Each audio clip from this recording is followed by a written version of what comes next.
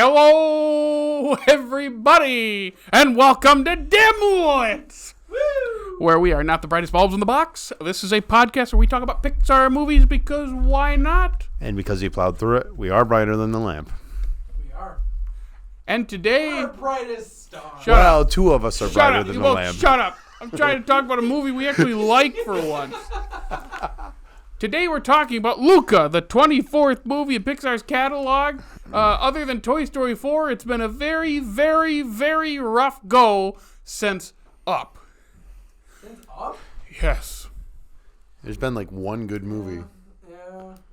It's been pretty rocky. An era of mediocrity is what some have called it. Some that are not Pixar stans, as the kids say. But we finally get to a movie that's as good as some of those earlier ones, better than some of them too. And I look at it.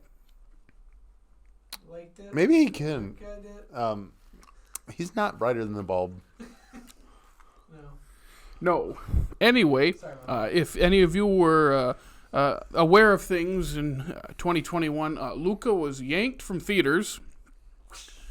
It was going to be released, and then Disney pulled it and put it straight to Disney Plus. That pissed off everyone at Pixar. It would not be the last time so they did it. And so they made Turning Red to get back at them.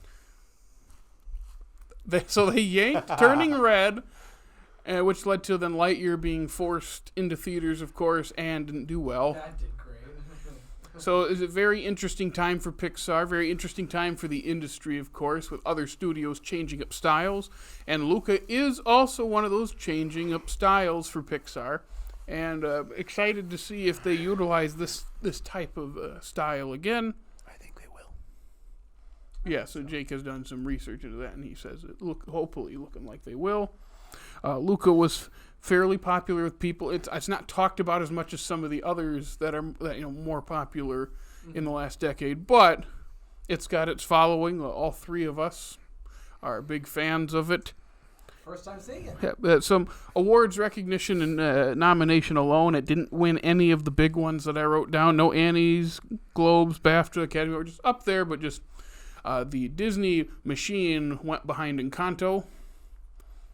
Oh, there you go. So that's where all their campaigning Is that a better went. movie? That's No. a good question. No, Luca's better. That might be a hot take. Encanto? Interesting. Yeah. Encanto. That's a I think good Luca's argument. ending is way better.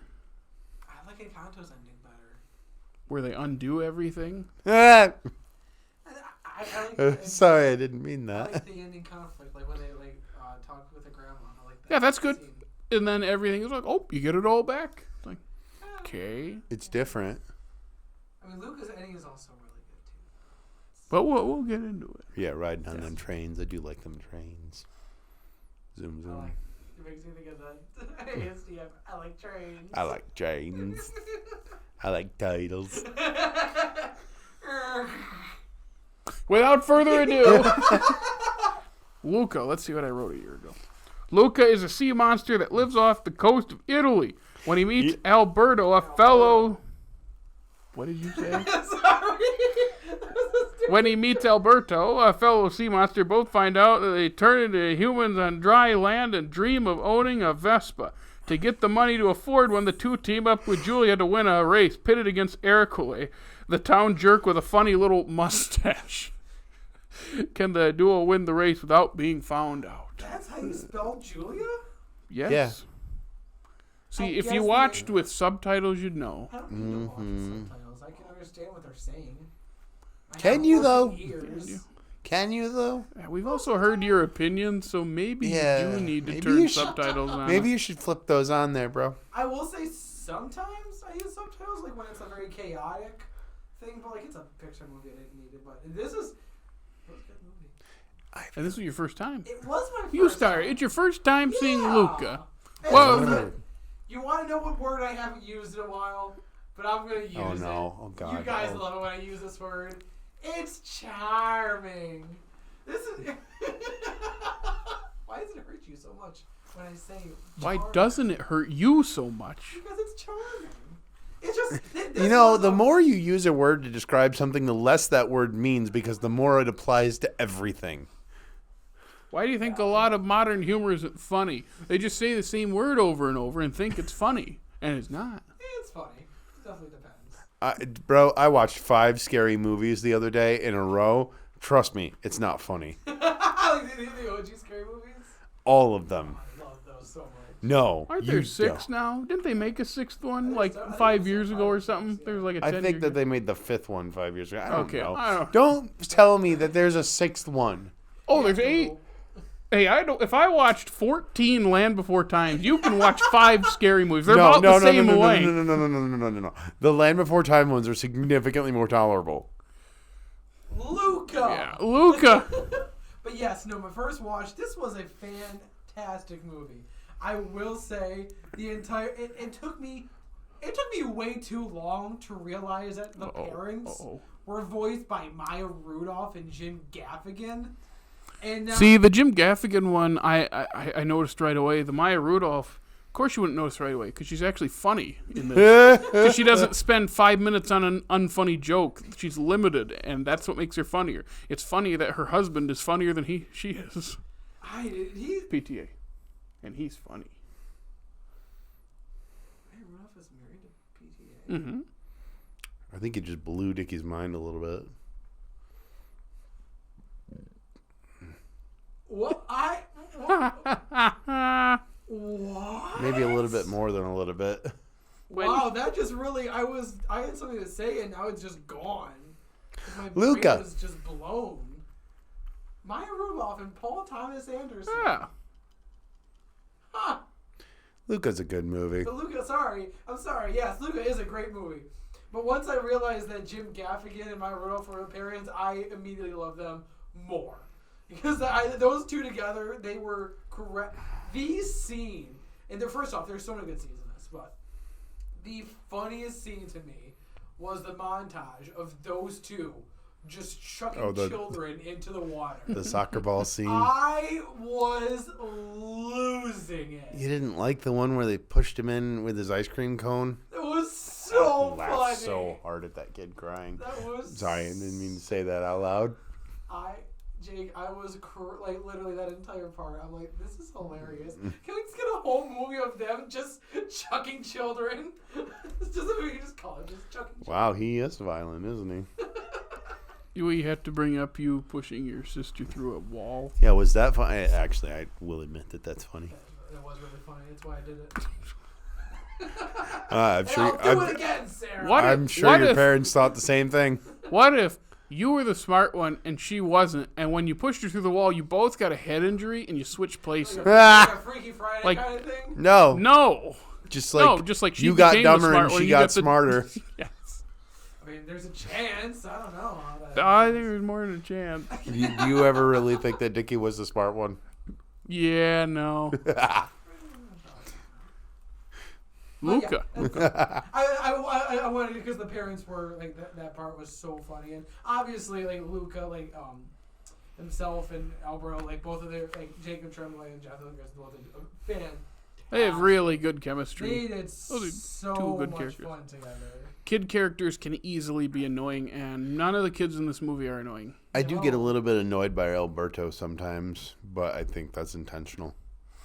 I think I may have the first time. This time it's like, no, I think it's just he's frustrated because he's got his mind set on a goal and the plans are changing, and he doesn't like that because he doesn't want to get abandoned again in his mind. I also like that we don't see his dad. Yeah. Yeah. I feel like too many Pixar movies would have tried to show us his dad at some point. Or some twist where someone in town or someone under the water is his real dad. Just, like I got hit in the head and I couldn't remember anything for 10 years. Like Julia's dad is actually also Alberto's dad or something stupid like that. Okay, Which Julia's dad is great. Real talk. Massimo. Yep. Julia's dad is the MVP in this movie.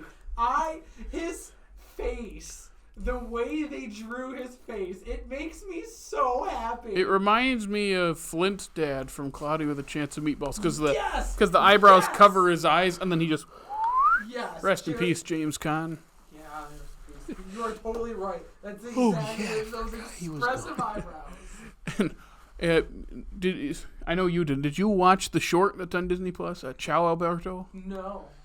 It's just Alberto trying to like be the best employee ever. It's like right after Luca and Julie have left for school, and he keeps messing up, and he's going to run away. And Massimo is like tells him a story about like my dad got so mad at me I punched a hole in a brick wall. So what happened? We fixed it. And then Alberto hugs him, and I go, "Oh, Massimo, MVP, you're right." The absolute MVP. God.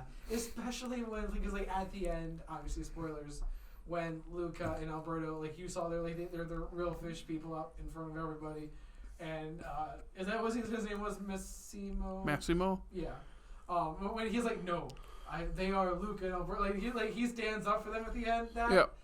I almost cried. And it's because he sees them as sea monsters, and when he sees that it is them, and then Julia's with his daughter, it's like he's like, no, they're people. Such a good moment. It's like, I love him. This makes me so like he is like. You want to know what his character feels like to me, and I can't get as deep into his character that we got into the other one. Same too, because one was from a TV show, Ted Lasso. He gives me like Ted Lasso vibes because he's just a pure heart, a pure soul. Are we talking about Massimo? Yes. I wouldn't put him and Ted Lasso as similar characters, similar traits, but Ted is much louder and way more optimistic and way more colorful. Ted is basically you, but smart. I mean, what's that? Am I wrong? But I guess just the wholesome vibes. There you go. It's wholesome. Yes. There you go. I love. It made me really. I want to eat spaghetti so freaking bad right now because just spaghetti, no other pasta. I mean, any kind of pasta. Did you see all the different kind of pastas that Luca brought him? Alberto had to eat. Oh, there was penne, there was spaghetti, and he never even ate. He did all that pasta eating for nothing. I mean, he got free pasta, but he did get to ride the thing down the hill, the bike down the hill. That's true. Oh, crashing when they crash. That hill in the rain. Time. I know that hill in the rain. I'm like, that's on a bike. That's stressful. And there's everything's stone. Mm-hmm. Is this a good idea? Which I guess we can jump into. Jake has brought it up before. This is the liar reveal plot done right. Oh yes. Let's start off just with the fact that thank God there's no twist villain in this movie. Yes.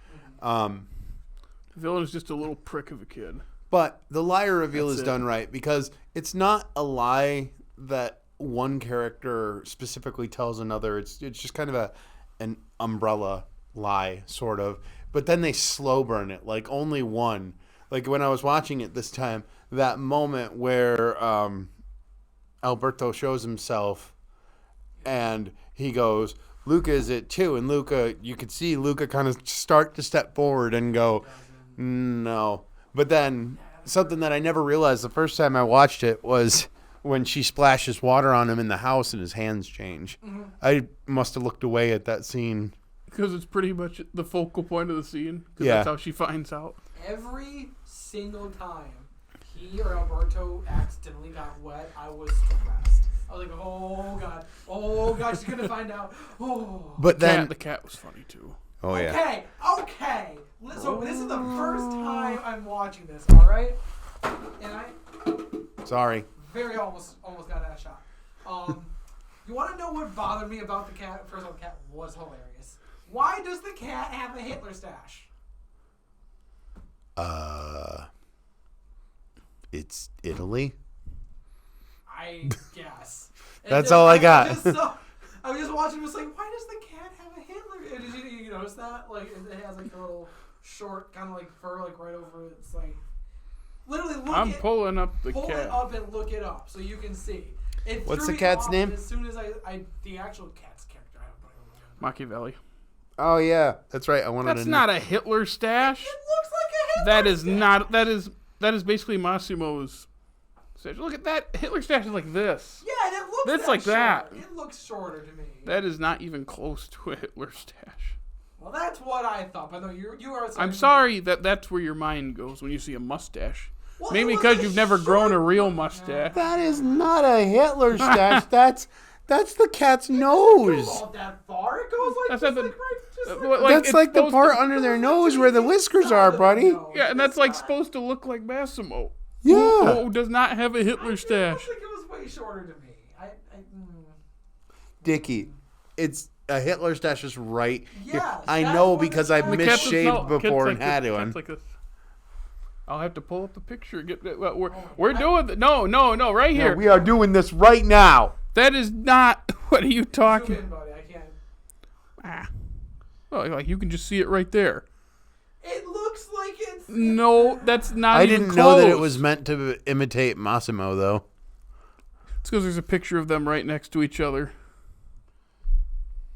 But maybe That's not. Maybe it just fits his face better than it fits the cat's face. I do love that name, though, Machiavelli, for a It's cat. dope cat name. It really is. Okay, I will. I also remember the first. Oh, sorry. Secede. You're gonna secede? What are you, South Carolina? Not the right answer. No, he's Texas. What's the word in it? Concede. There you I will go. Concede. Secede. I secede. Back to the liar reveal. They slow burn it. That liar reveal takes the better part of the last act, at least to fully ripple in its consequences. And it always makes sense, like when Luca outs Alberto, like when Alberto outs himself, then Luca kind of goes, "Sea monster," like that. It makes sense. It's not. It doesn't come out of nowhere. It's he wants to go to school. He doesn't want to be discovered, and he's discovered in the next scene. And Julia doesn't act like it's this big "how could you lie to me" moment. It's just a moment of like, You got to get out of here. yeah, like it's not worth you getting hurt for money. And he's like, "No, it's fine." He's like, "No, it's not worth it." And I like that she puts up the person over the lie. And then when he goes to the island where Alberto is, he doesn't just get that, "Oh, hey, sorry, bye. We're good now." Like, after that, you don't see Alberto until almost all the way through the race, yeah. And I like how Alberto comes back to help his friend, which is a nice moment. And then Luca redeems himself by going to save him by outing himself then. Mm-hmm. And it works. It's like, yeah, he's got that redemption to his arc because what he did before. And I was like, yeah, that works really well. And it's such a simple setup and letting the characters have good character moments. It's just such a breath of fresh air for Pixar. I'm glad you said that because I was going to bring up a similar thing where like I feel like different Pixar movies, like I don't know which one specifically, but like they would have made a more point to try to explain the fact that he turns into a human when he's outside of the water. Oh, yeah. This is the only Pixar movie since Ratatouille that has had not some kind of grand explanation as to why. Which and like because like you're right, and that's what I was gonna say is any other like. I've not seen Turning Red. I think Does Turning Red have some kind of big why? Onward. It's literally. Is it that annoying? It's just the same old. Not to get into that movie, but it's like she turns into that. There's a whole reason why, and a whole thing it stems from, and all this stuff. It's like, which it's not like it's terrible. It's just it's right back to what they always do, and it just feels stale. I will not. Yeah, I agree. But again, I hope maybe a rewatch won't make me want to jump off my roof in the first 20 minutes. And then turn Again, it got red better. with blood. That was dark. Wow. My bad. Especially since he hasn't seen it, he doesn't No, I know, understand the he doesn't connotations even remotely and the close. connection. Yep, We'll nope, tell don't. him. We'll tell him later. Yeah. Okay. Well, we'll sit down and say, "Hey, Jake." Can we also talk about the fact that Pixar, although not that much, did change up their style of animation, and it is for the better. It's not so much of it's not. Sorry, COVID brain. It's not as much of a shakeup as something like Bad Guys was, but It's different. it's different. It has more of that claymation. It feels more Stop cartoonish, motion, yeah. and that's nice. Feel overtly like 3D. Even. Like, It and- felt sort of like I- Pixar mixed with the Peanuts movie, Yeah. to be honest. Yeah, I didn't because like I know, at least for me, a lot of times, like the 3D people or just the 3D characters usually just feel like it's obnoxious almost. And this one felt like just very natural, and it fit the world that it was supposed to be in. I really liked the way that it looked. I will say one thing. I remember, because I watched it in 2021, like right when it came out. I haven't watched it since, except for this rewatch. I remember there being a lot more sea monsters in the town when the rain starts at the end. And there aren't that many. Yeah, there's only 2. It's just the 2 ladies that they yelled "stupido" at earlier. I do think that was pretty funny. That kept saying "stupido" to people. I still think him pushing the kid into the water with the ice cream pretty funny. That's what I'm saying. That was the best sequence in the whole movie, was children chucking. So one thing that I was thinking about while watching it is like the way they're blending like the more realistic surroundings with the more stylized characters. It reminded me of The Good Dinosaur in a weird way, because it was like The Good Dinosaur. I remember complaining about how it doesn't blend very well, and I think this is 6 or 7 years later. So technology's better, but it is kind of a similar thing. So it made me think like The Good Dinosaur's animation is kind of hit or miss, because the landscapes look really good and the characters I don't think look great. And then it made me think like maybe a bit harsh on it. Not that I think it's good, but maybe it's like I pushed really. But this is kind of like that next step of the photorealism around them. But then like I think it's blended better, and that's why that person who said like The Good Dinosaur feels like a landscape test of sorts. Like most of the movie went into those landscapes. Like, yeah, because now we're getting this where the landscapes do look pretty good. See, but you say that, but then things like the water's is both hyper realistic and then also stylized. Like if you think about some of the shots where it's just like looking down at the beach and you see the lines that denote the rolling waves, like those are hyper stylized. But then when you see like just a shot from the beach looking out at the water, like when the parents come up and everything, I think it is more realistic. I think again, it's the next step. It's blending the two things but together also being better. able to transition between the two. Yep. Jake, that scene where I think that's, I'm trying to remember when in my mind I said this, because there was a specific shot. I think it was when the parents were coming up. I was like, holy crap, that shot looks like unreal. It looks like I'm actually looking at a beach and water. And then they blend it, and then you immediately a different shot of like stylizing people. Like it's I do like the way they animated the turning into the humans. Yeah, and they explain the tail, because I remember like, what happens to the tail? And then right away they explain it real quick. It still feels like it's there. That's called phantom tail. And that's it. No other explanation. That's just it. I go, and it's okay. And it's an interesting thing because it's a thing that humans can experience with loss of limb or digit. Yeah, and I also like how the story takes its time. Like it's like 20 or 30 minutes of setup between when Luca and Alberto become friends. Like they establish their friendship before they even go to Porto Rosso. Mm-hmm. And I like how that they did that, because I remember the first time watching, not really sure what to think and where it's going, and you kind of like what, because I'm so used to how Pixar's been doing things. It's like what are we doing? I'm just kind of confused now, because I'm not used to them not pushing some big story for it. It's literally just these two kids hanging out and wanting to buy a Vespa, and that's the movie. That's what's so great about it. It was so silly. The first time it was like, of course, they just want a Vespa.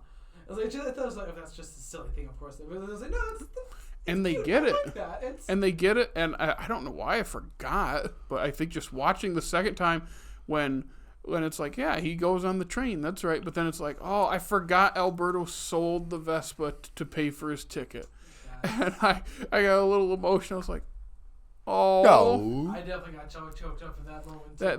That ending at the train station is what solidified me liking it the first time, and then this time I loved it. I liked it the whole time. I think it was just, I was kind of like, where is this go? Like, I'm trying to just wrap my head around this, because it's not what they've been doing, which is good. And it's like, I'm just trying to understand, okay, this is more of one of those laid-back summer hangout movies than one big, giant, complex plot that they usually do. It's just this simple. And now on a second watch, when you can just sit back and enjoy it, vibe, as the kids say. It's much more enjoyable. I think you might like it better a second time, and you already do like it. Honestly, the first watch, I Was loved it gas? Yeah, vroom vroom. Wait, do we mean gas as in to go in the car, or gas as in A Vespa. is it gas to go in the car, or is it gas like, you know? Oh, I don't know. It's straight I'm fire, not homie. with it. I do, I'm 36. I don't speak those words. You're 36. That's right. He's an old man. And we're all getting old. And we're watching these movies designed for Watching. 10 and 12-year-olds and commenting on them like they are some great art masterpieces. Or like they want to be. How does that Luca. How does that put our lives in perspective? A lot of people, and it's pretty obvious to say this is like an homage to Studio Ghibli films. Yeah, I definitely Like got that. not only the look and feel, but straight up the town's called Porco Rosso, which is my favorite Ghibli movie, as we've talked about on this funny podcast story. before. The first time I watched it, I thought they were saying Porco Rosso. Same. Really? I was so confused. Porto Rosso. Okay, but still, and it's like, okay, that can't be coincidence. That's gotta be. No, and Especially when they say it's paying homage to those movies. And it makes sense. I didn't know that before watching it, and watching it was like I can feel the influence. Like you can tell that they care about. Like in that last scene when he's going away on the train, you can just see it in how they like frame that island that they start on. Mm-hmm. Oh, when he looks at that island as he's leaving. Well, first he like looks back and Alberto disappears, yelling like, go get him or whatever he's yelling, and I was like, oh, and then they pop out from the mountain and he sees the island, and I go, oh, that was when I was getting it that first. I was like, I get it. It not that it didn't make sense, but it's like it's clicking, and this time even more, it's like this is really good. Just had a really, it's a classic message, just like of showing people who you really are is not a bad thing. Like it's like, and I like that there were other people in there that were fish all the entire time around. They didn't come out and show people that as well. And I think it's a creative way to show that message. I really like that. I really like the this is way more not at all as meta as what you just said. Meta, not the right word for that. I don't know. Anyway, the reference of stars as in they were fish. Yeah. That makes me laugh. I love that so much.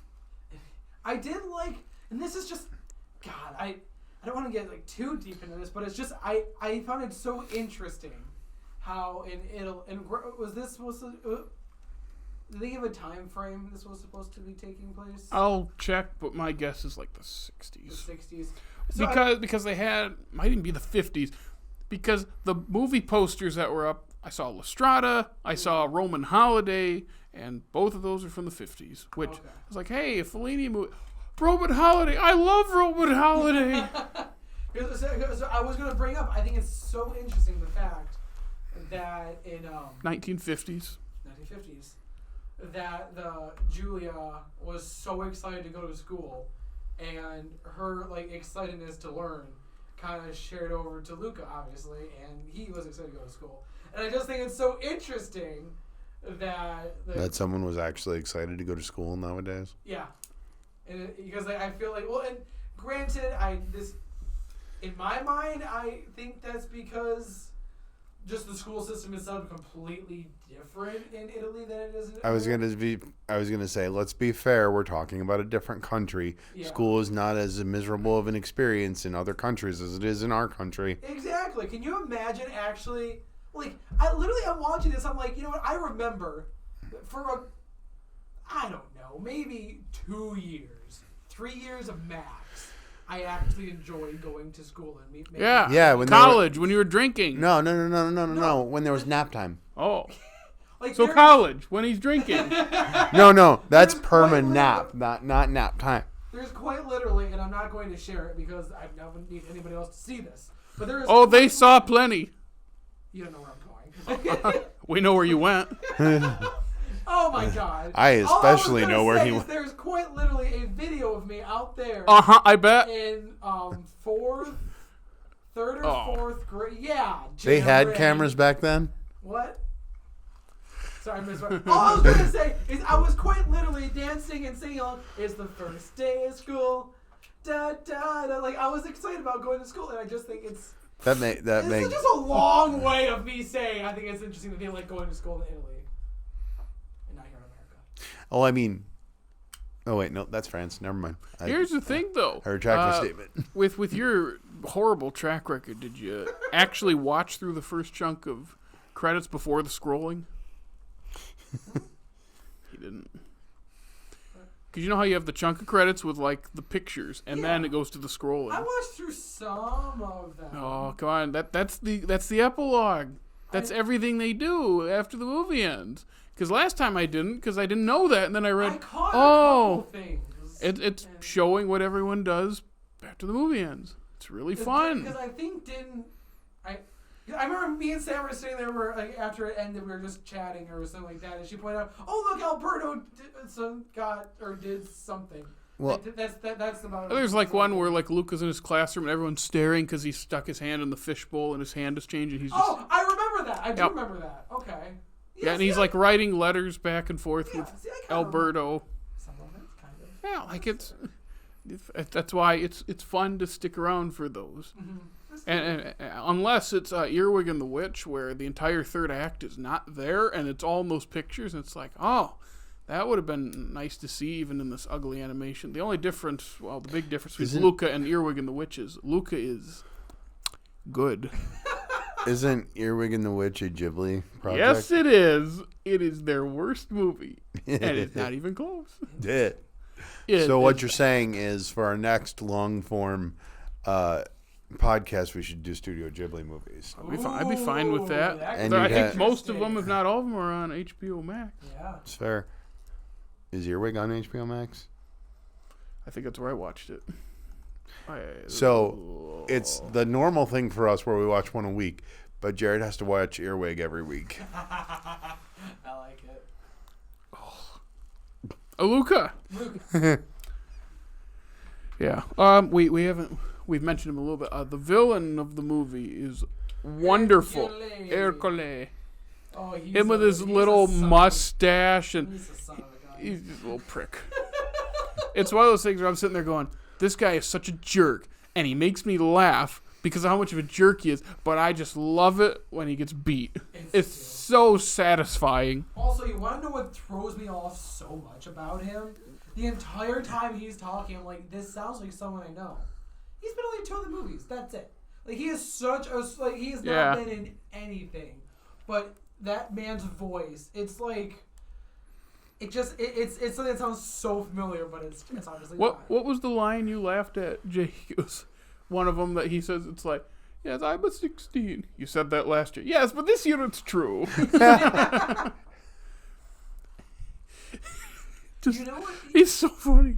I just realized that his character design gives me, if anybody's seen Big Mouth, gives me, don't ruin this. I was going to say Popeye, like young Popeye.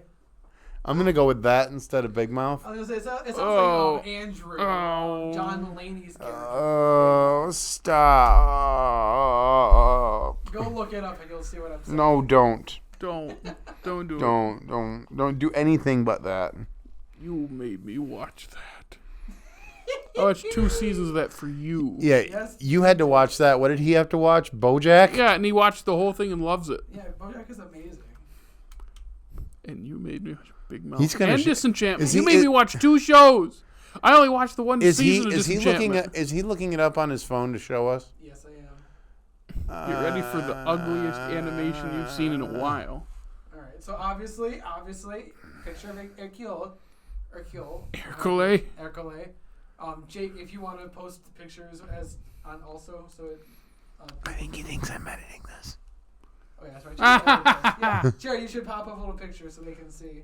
Pop up little pictures, just for you. Yep, just for me. And then this is one. You see it? It's a little similar. Not a lot. A little similar. Not at all. Okay. You make him a little pudgier. He looks familiar. Oh. See, now he doesn't like it. Was that a reference to that character looks like Dickey? A That's little bit. exactly what that was. Dickey doesn't have glasses No, I don't. or a green shirt. I can see. Or a green shirt.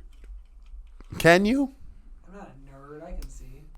You are a nerd. You like are a Star nerd. Wars. You put 2 Star Wars movies Two- in your top 5. And an Indiana Jones movie. I almost said film. Ugh. It is a. Indiana Jones is good. So is Star Wars, though. Yeah, but I don't want to admit that in front of Luca. Well- Luca. But I was going to say about Hercule, we finally get a good villain that isn't a twist villain. Not that any of the twist villains are good. He's but, not like, really a villain, though. He's more just an antagonist. Just a prick. Yeah. And I like how it's him. He's the main antagonist. There's no other twist to it. It's just straightforward. Prick loses. Yeah, he does. Oh, Julia taking him out like that is brutal. I loved That hurts it. so much. I loved it. Oh my god. And I do like how they don't even like, they don't enjoy that moment of winning because they go to help her and then their bike's across the line. Well, technically that counts. I was like, people could cheat then. People just jump off their bike, let their bike fly through Yeah. at the end there. Okay, That's true. whatever. I'm not I'm not hung up on that detail. I was like, okay, That's a good point. it's fine. Yeah. You could easily just cheat to win the Porto Rosso Cup. The Porto Rico. I mean, it happens in the NFL. Oh, yeah, it's scripted. Yeah, obviously. Also, the music in this movie is really good. Yeah. So good. Yeah.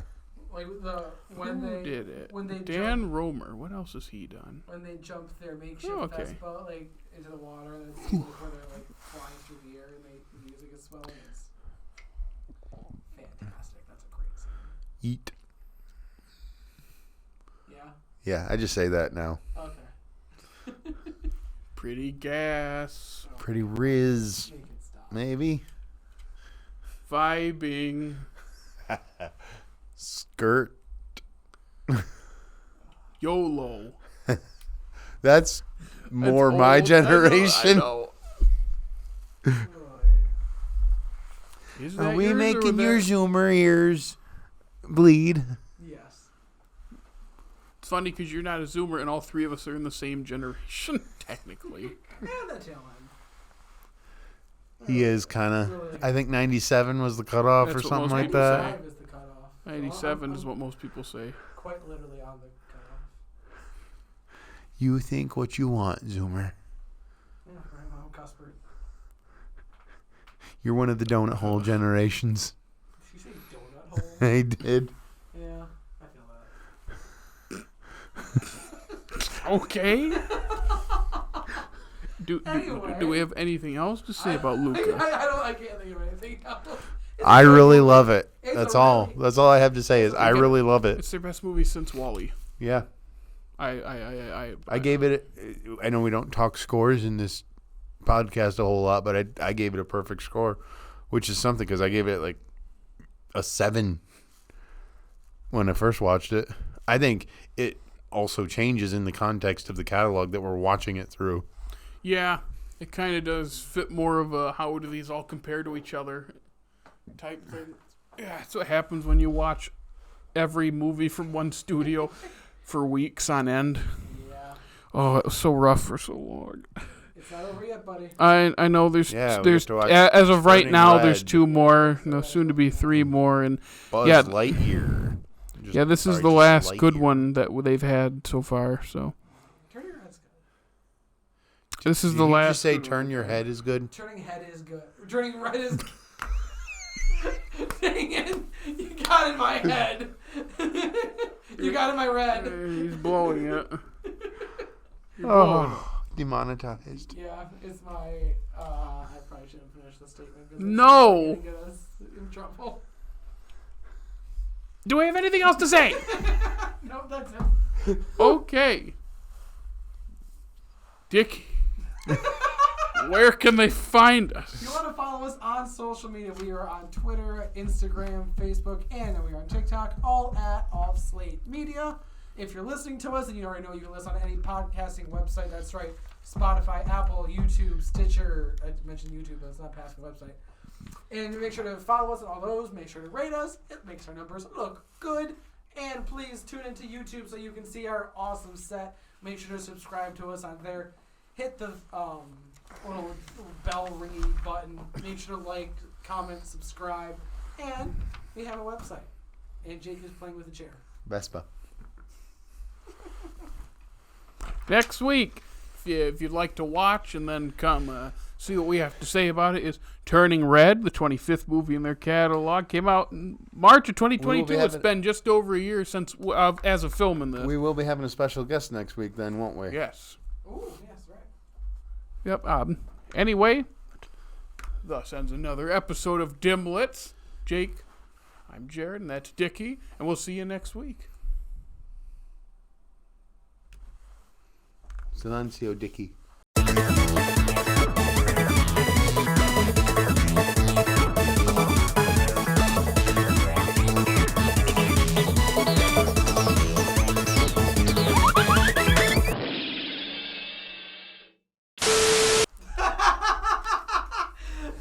I was trying to come up with names for your stir fry for the thing, and all I could come up with was like Dick Fu Yang, and I gave up. Sure. 3, 2, 1. No, that's not. That's Vespa. That's his line. I was like, Silencio Bruno. Silencio Bruno. Silencio Bruno. Yeah, does it taste good? I was trying to lick my elbow. Supposedly you can't do that. Giraffes can. Are you a giraffe? Only if you want me to be. He's a baked bean. Jake, that's gas. Riz. What does Riz mean? It's like that sexual energy. You got that Riz. I definitely got that Riz. I didn't even actually think about the fact that there were kids in the room when I said that. Oh well. I gotta remember what series this is.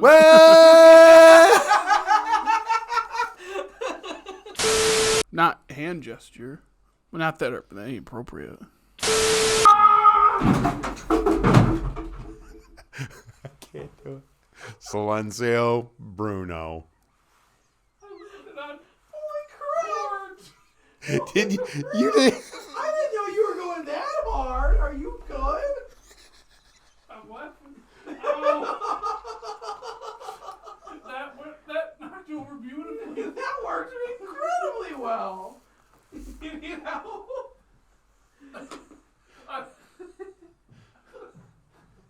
Don't step on the SD card, Jared.